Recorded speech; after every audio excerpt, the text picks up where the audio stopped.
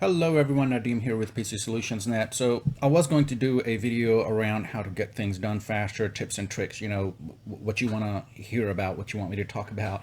But stuff just keeps happening in the security space. So I want to make this quick video, talk a little bit about what happened this week so far. So let me share my screen here if I can. There we go.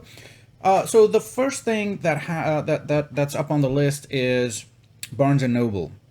So there was a malware exploit that happened at Barnes and Noble. So if you are a Barnes and Noble customer, if you have an account there, if you are a Nuke customer, heads up, change your credentials. There's stuff that's happening on that side. So individual risk is severe. So I think a lot of businesses use Barnes and Noble as well, and Nuke and those kind of things. And I know in this exploit, a lot of personally identifiable information got out.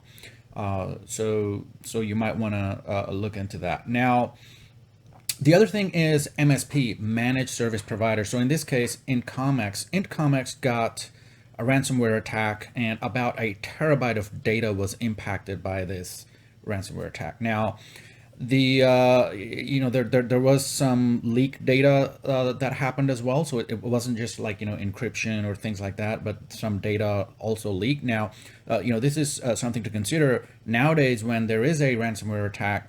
Not only are they encrypting your data, but a lot of times the bad guys are actually copying the data, making a copy of that data to an alternate system that they can then, so even if you pay the ransom, they can then sell your data in the black market and make additional money off of that. So they're monetizing it any which way they can. When we do audits and we get engaged with assessments for other IT companies and MSPs, managed service providers, we run across this a lot. We run across simple protocols that should be followed that these companies are not following. And these are IT companies. They know better. They know the protocols. It's not like, oh, I didn't know, or oops, we didn't know.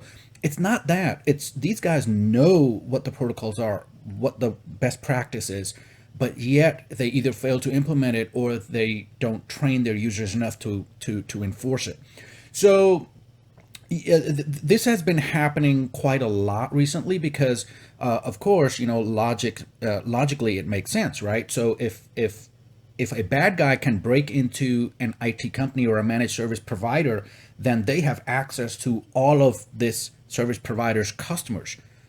That's a gold mine right there, right? So why not target IT companies?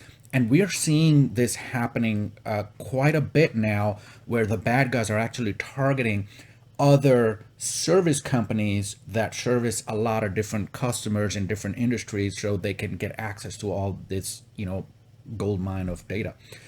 Now, the reason I wanted to talk about is this. This was the main reason, Robinhood. So I I use Robinhood. I've been using it for testing and things like that. Just try out the platform. I know a lot of people who use Robinhood, and it brings a service to regular people who don't want to jump head first into the waters of investing and things like that. So trading stocks and stuff like that. So anyway, there was a intrusion that happened there, and some of their databases got hacked. So the risk to both business and individuals is extreme. Folks, it doesn't get any higher than extreme. This is the highest risk. If you have Robinhood, and that reminds me, I need to change my credentials too. If you are using Robinhood, change your credentials. If you have an application that will do single sign-on, SSO, go ahead and enable it, turn on SSO, be done with it, and not have to worry about it again. This is what I wanted to talk about specifically, because in this case, there are about 2,000 customers that are impacted. You might be one of them. So if you are watching this, go ahead and change your credentials at Robinhood if you're using it. I wouldn't say don't use it or stop using it or pull all your money out. No, it's just secure yourself. It's breaches happen. Look, breaches are going to happen anywhere and everywhere. The bad guys going to keep targeting. They're going to up their game. Then the good guys up their game, and then they up. I mean, it's just an ongoing battle, right? So the thing is to take all the precautions that you can to secure yourself and keep safe. Finally, some of the less severe breaches and issues. Dickey's Barbecue. I know I've seen some of their signs. I don't think I've ever been to Dickey's Barbecue Pit, but it is a restaurant chain, and there was some malware and skimming happening. So if you have used a credit card at Dickey's Barbecue Pit, your credit card info may have gotten breached from there. And then a few other, the Nez Perce tribal casinos and things like that. But the most important thing that I wanted to talk about was Robinhood, because I know a lot of people use Robinhood. So if you do, change your credentials, be safe.